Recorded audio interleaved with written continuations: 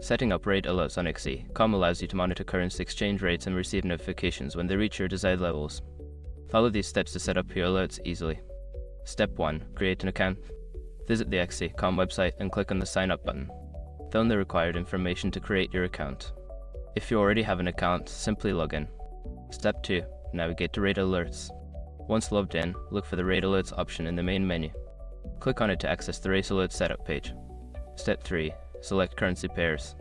On the Rate Alerts setup page, choose the currency pairs you want to monitor. Use the drop-down menus to select the base currency and the target currency. Step 4. Set your alert criteria.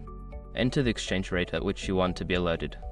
You can set alerts for when the rate goes above or below a certain threshold, depending on your preference.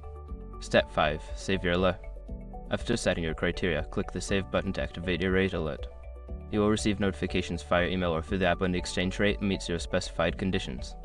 By following these steps, you can easily set up rate alerts on XE.com and stay informed about currency fluctuations.